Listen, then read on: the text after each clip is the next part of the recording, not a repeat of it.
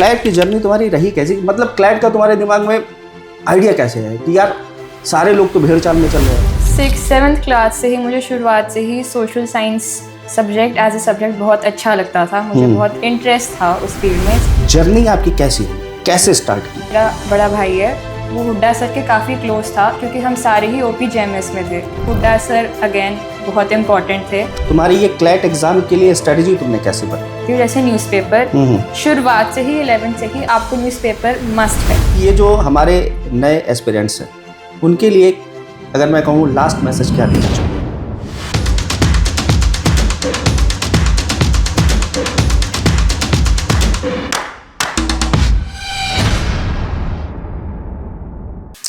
दोस्तों, आजकल हर पेरेंट ये चाहता है कि उसका बच्चा डॉक्टर बने या इंजीनियर बने, लेकिन आपको पता है कि सिर्फ डॉक्टर या इंजीनियर के अलावा भी बहुत सारे ऐसे प्रोफेशन हैं जिनको आज का यूथ ऑप्ट कर सकता है और ये आने वाले समय में बहुत अच्छे कैरियर ओरिएंटेड प्रोफेशन है। दोस्तों, आपने सुना होगा मूवीज में माय लॉर्ड, लेकिन माय लॉर्ड तक पहुंचने की जर्नी क्या होती है आपको पता है? एक चीज मैं बताना चाहूंगा कि क्लैट 2026 का एग्जाम अभी हुआ है और क्लैट 2026 के एग्जाम में क्रॉस एंड क्लाइंब इंस्टीट्यूट की तरफ से बहुत सारे स्टूडेंट्स ने ऑल इंडिया रैंक होल्ड की है। इसी रैंकिंग के क्रम में अगर हम देखें तो हमारे पास एक विनर है। आज उसी विनर से हम लोग बात करेंगे इस पॉडकास्ट में और जानेंगे कि माय लॉर्ड तक बनने की जो जर्नी है वो कैसे की जाती है, कैसे इस एग्जाम को क्रैक किया जाता है, क्या स्ट्रेटजीज होती हैं। तो इस सक्सेस की कहानी इरा की जुबानी। तो मैं वेलकम करूंगा इरा का।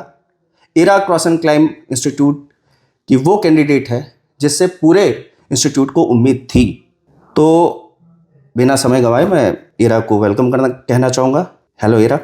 हेलो कैसी सर। हो? बढ़िया सर। तो एग्ज़ाम हो गया है, रिजल्ट आ गया है। रिजल्ट आने पर क्या मन में हो रहा था तुम्हारे? रिलीफ हुआ था पहले तो कि अच्छी रैंक आ गई है, उसके बाद और अच्छा धीरे धीरे फील होने लग गया। तो रैंक के बारे में बताओ कि कुछ। मेरी ऑल इंडिया रैंक 21 आई है और 108 मेरे मार्क्स थे। क्लैट।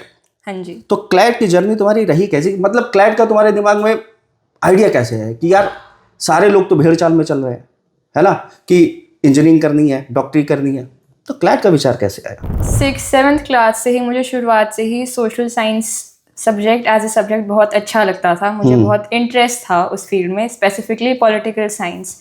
उसके बाद जो मेरा बड़ा भाई है वो हुड्डा सर के काफ़ी क्लोज था क्योंकि हम सारे ही ओपी जेएमएस में थे। ओके, ये आपके स्कूल का नाम है? हाँ जी। अच्छा। तो फिर हुड्डा सर ने उसे पहले सजेस्ट किया कि आप क्लैट की तैयारी करो। तो धीरे धीरे मुझे भी पता चलने लगा कि ऐसे लॉयर बनने के लिए एक स्पेसिफिक एग्ज़ाम होता है क्लैट, जिससे एनएलयू में एडमिशन्स मिलता है। तो 10th के बाद मैंने भी फिर हुड्डा सर से बात करी। तो उसके अंदर सर ने मुझे सजेस्ट किया कि एक बार आप एकेडमी पे आके बेसिक्स अपने क्लियर कर लो और फिर आप फोकस्ड हो सकते हो किसी एक स्पेसिफिक एग्ज़ाम के लिए। उसके बाद मेरे को क्लैट लॉ के बारे में थोड़ा पता चला कि उसमें होता क्या है, तो मुझे इंटरेस्ट उस तरफ जाने लगा। तो मैंने फिर क्लैट के लिए अपीयर होने के लिए सोचा। तो ये जो एक इंस्पिरेशन गाइडेंस आपको मिली, क्या ये वही स्पेशल मोमेंट था जिससे आपने क्लैट में जाने के लिए ठान लिया? हाँ, आप कह सकते हो। जब मैंने हुड्डा सर से स्पेसिफिकली बात करी तब वो आप एक डिफाइनिंग मोमेंट कह सकते हो। ओके, तो जर्नी आपकी कैसी रही, कैसे स्टार्ट की? आपको एकेडमिक सपोर्ट ज़्यादा मिला या इमोशनल सपोर्ट ज़्यादा मिला? किस तरह से, किस चीज़ को बेस बना के आपने अपनी जर्नी शुरू की? मुझे लगता है कि इस एग्ज़ाम में सबसे ज़्यादा इम्पॉर्टेंट चीज़ ये है कि आप अपने माइंड से क्लियर रहो कि मुझे ये करना है और मुझे कैसे करना है। और कामनेस जो होती है वो बहुत ज़्यादा इम्पॉर्टेंट है इस एग्ज़ाम में। More then I can say कि आपने तैयारी कितनी करी है, उससे ज़्यादा इम्पॉर्टेंट है कि जब आपने पेपर दिया तो आपका माइंड सेट कैसा था। माइंड सेट एक आप स्पेसिफिक टर्म कह सकते हो, सबसे ज़्यादा इम्पॉर्टेंट है इस एग्ज़ाम के लिए। तो माइंडसेट के लिए हुड्डा सर से मेरी काफ़ी ज़्यादा बात होती थी कि आप कैसे पेशेंस, एक आप कह सकते हो कि आप वहाँ पे स्ट्रॉन्ग रहो इमोशनली, आप इतना दिमाग आपका और चीज़ों पे ना जाए, फोकस्ड रहो आप। तो उसके लिए हुड्डा सर ने काफ़ी ज़्यादा हेल्प करी थी। तो इस एग्ज़ाम के लिए मेहनत ज़्यादा ज़रूरी है या स्मार्टनेस ज़्यादा ज़रूरी है? क्या क्या कह सकते हो? सर, मुझे लगता है कि मेहनत का कोई सब्स्टिट्यूट हो नहीं सकता है। तो वो तो एक ऐसा इंग्रेडिएंट है ही जो आपको आप लाइफ में चाहे कुछ भी कर रहे हो, आपको मेहनत तो करनी ही पड़ेगी। इस एग्ज़ाम में भी मैंने जैसे 11th में फॉर अ 2 ईयर कोर्स मैंने ज्वाइन किया था। ओके। तो सबसे पहले आपको शुरुआत करनी पड़ती है न्यूज़पेपर से। अब न्यूज़पेपर बहुत नई चीज़ होती है किसी भी स्टूडेंट के लिए, क्योंकि नॉर्मली बच्चे मेरे हिसाब से न्यूज़पेपर पढ़ते नहीं हैं। तो शुरुआत से ही आपको काफ़ी ज़्यादा नए जो फील्ड्स होते हैं उसके अंदर एंट्री लेनी पड़ती है। उसके बाद स्मार्ट वर्क भी, वो भी आपको चाहिए ही होता है। इस एग्ज़ाम में मोर देन अदर्स आप कह सकते हो कि स्मार्ट वर्क की आपको ज़रूरत होती है, कि आपको कैसे पढ़ना है, किस टाइम पे पढ़ना है, कैसे आपको अपनी स्पीड रखनी है। तो वो आप कह सकते हो इसके अंदर एक स्पेशल फैक्टर स्मार्ट वर्क का है। ओके।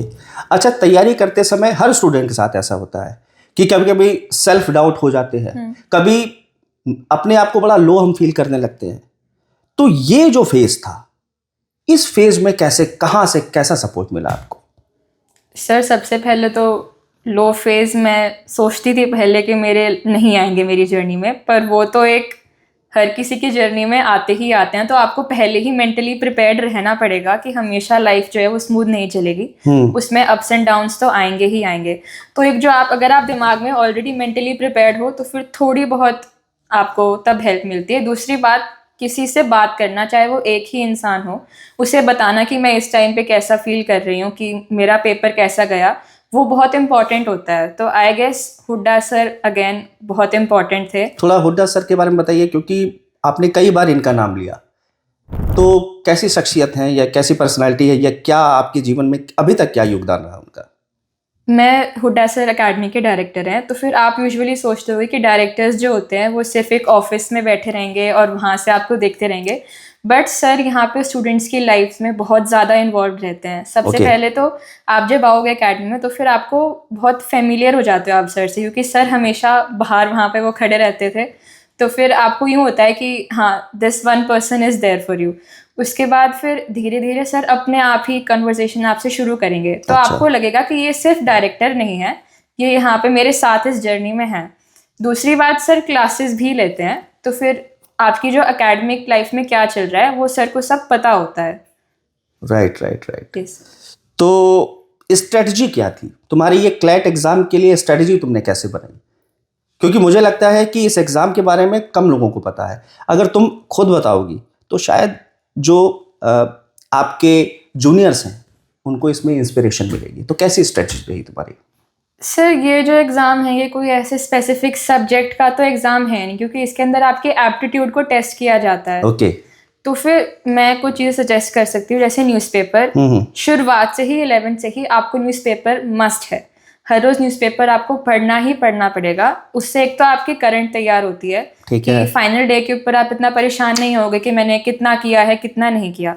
दूसरी बात, आपकी जो एक रीडिंग स्पीड होती है इस एग्ज़ाम में बहुत ज़्यादा इंपॉर्टेंट है, बिकॉज ये एक मतलब 120 questions in 120 minutes is not, मतलब इतनी आसान चीज़ नहीं है। तो इसलिए स्पीड बहुत ज़्यादा इंपॉर्टेंट है अगर आपको टाइम से पेपर करना है।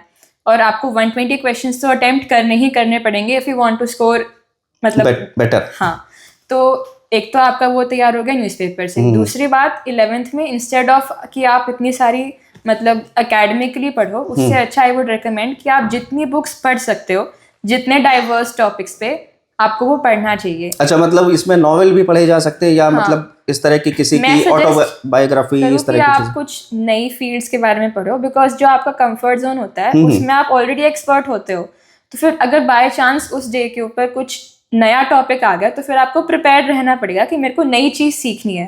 इसलिए नॉवेल्स आप डाइवर्स टाइप की पढ़ो, आप साइंस की पढ़ो, आप स्टोरीज पढ़ो, फैंटेसी पढ़ो, जो आपका मन करे, बट नई फील्ड्स इसके अंदर एक्सप्लोर करना बहुत ज़्यादा इंपॉर्टेंट है। ओके, तो ये रही आपकी स्ट्रेटेजी। फिलहाल जैसे बहुत सारे इंस्टीट्यूट होते हैं, मॉक्स प्रोवाइड कराते हैं या इस तरह की चीज़ें हैं, क्या इसकी भी प्रैक्टिस होना ज़रूरी है क्या? मॉक्स देना, ऊपर से उनका एनालिसिस करना इक्वली इम्पॉर्टेंट है। जैसे क्रॉसिंग क्लाइंब में 11th के अंदर आपको सिर्फ एक मॉक होता था हफ्ते में क्लैट का। तो फिर आपके पास पूरा हफ्ते का टाइम है कि आप एनालाइज करो कि मैंने उसमें कैसा परफॉर्म किया, मेरी क्या गलतियां थी। टीचर्स से आप बात करो कि मैंने यहाँ पे मिस्टेक्स करी, मैं कैसे इम्प्रूव कर सकती हूँ। वो बहुत इंपॉर्टेंट है, स्पेशली इन 11th। उसके बाद 12th में हमारे मॉक्स की फ्रीक्वेंसी बढ़ने लगी because AILET was also introduced. Okay, उसके बाद what is this particular AILET? AILET specially NLU Delhi का एंट्रेंस एग्जाम है एंड आई अच्छा। Would say it is slightly difficult than CLAT, okay. क्योंकि इसके अंदर एक तो टाइम कंस्ट्रेंट और ज़्यादा हो जाता है because there are 150 questions in 120 minutes. तो इसमें स्पीड और भी ज़्यादा इंपॉर्टेंट हो जाती है। ऊपर से इसके अंदर मैथ्स नहीं होती है, रीजनिंग आ जाती है। अच्छा। तो फिर एलेट आ गया, उसके बाद क्लैट की भी फ्रीक्वेंसी इंक्रीज कर दी गई।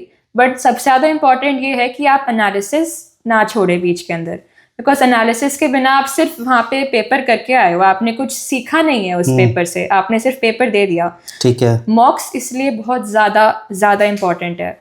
एक तो आपको वहाँ का प्रेशर जो फील होता है उसका थोड़ा आइडिया लग जाता है, दूसरी बात आपको स्पीड का भी आइडिया लगता है। तो मॉक्स Okay. तो बहुत जरूरी 100% है, देने बहुत ही जरूरी। देने हैं। मतलब हमें मॉक से ये पता चल जाता है कि हमारी तैयारी कैसी चल रही है, कहाँ पे स्टैंड करते हैं हाँ। हम एग्जैक्टली, और कहाँ पे कमियां रह गई और हाँ। किस चीज को हमें ज्यादा बढ़ाना ऊपर है। से कॉम्पिटिटिव जो स्पिरिट होती है ना, वो इससे बहुत ज़्यादा डेवलप होती है because this is a competitive exam. क्या बात है, मतलब पूरी तरह से घुट चुकी हो एकदम से है। तो 2 साल की तो जर्नी तुम्हारी ये रही, ठीक है।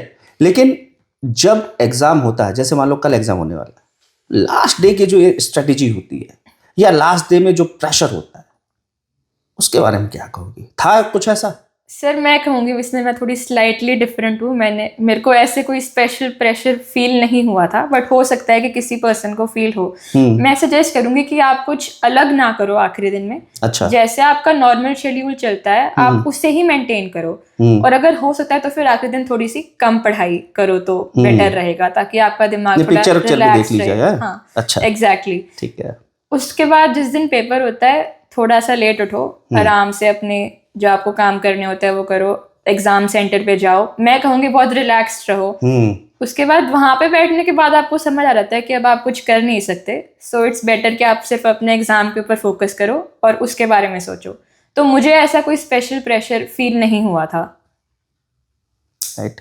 2 घंटे का एग्जाम है, तो 2 घंटे के एग्जाम में हमें किस चीज़ पर ज़्यादा फोकस करना चाहिए? थोड़ा सा एक बार इसके बारे में बता दो, क्योंकि ये बिल्कुल नया एग्जाम है बच्चों के लिए। ऐसे स्पेसिफिक फोकस आप कर नहीं सकते बिकॉज दिस एग्ज़ाम बहुत ज़्यादा अलग होता है। इसमें कोई फिक्स सिलेबस है नहीं। अब की बार जैसे कि एक CR का पोर्शन जो था वो बिल्कुल ही चेंज होके आया है, तो फिर इसमें फ्लेक्सिबिलिटी बहुत ज़्यादा इंपॉर्टेंट है। आप ऐसे फिक्स माइंडसेट करके नहीं जा सकते कि मुझे पहले ये करना है कि ये करना है। कुछ पोर्शन आसान आ गए, कुछ पोर्शन मुश्किल आ गए, आप उसके हिसाब से आपको अपने आप को एडजस्ट करना पड़ेगा। मैं कहूँगी कि GK जो है थोड़ी सी आप अपनी पहले शुरू करो, इंस्टेड ऑफ कि आखिरी 1-2 महीने में आप इतना लोड लो। थोड़ा सा पहले से अगर आप स्लाइटली इंक्रीज कर दो अपने GK का पोर्शन तो फिर बेटर रहेगा। मतलब इस एग्जाम के लिए सिर्फ पढ़ाई नहीं, माहौल की भी जरूरत Exactly. है, पेशेंस की भी जरूरत है, और जो हमारा प्रेजेंस ऑफ माइंड है उसकी भी जरूरत है। मतलब उस मोमेंट पे आप अपने आप को कैसे री इन्वेंट करते हो अकॉर्डिंग टू दैट पेपर, बहुत ज़्यादा इंपॉर्टेंट है। तो फाइनली जो मुझे यकीन है कि ये जो भी ये पॉडकास्ट सुनेगा ना, वो वास्तव में इंस्पायर हो जाएगा। तो एक बात बताओ कि ये जो हमारे नए एस्पिरेंट्स हैं उनके लिए अगर मैं कहूँ लास्ट मैसेज क्या देना चाहोगी? सर लास्ट मैसेज तो यही है कि आखिरी दिन तक जितना कर सकते हो, जितनी मेहनत कर सकते हो, जितना पीसफुल रह सकते हो, उतना ही अच्छा है आपके लिए। मतलब बिना रुके बिना थके लगे रहना है। नहीं, इतना भी नहीं करना पर मतलब डोंट लूज होप कि मेरा नहीं हो रहा है कि मेरा हो रहा है। जस्ट जितना आप दे सकते हो, जो आपका 100% है, बस आप उतना देते रहो और आखिरी में things have a way of working out. क्या बात है, क्या बात है। तो थैंक यू इरा, इतना प्रेशियस टाइम तुमने दिया। अरे नहीं सर। Okay, enjoy the life now. Thank you sir. And congratulation once again. Thank you sir. Thank you. Okay.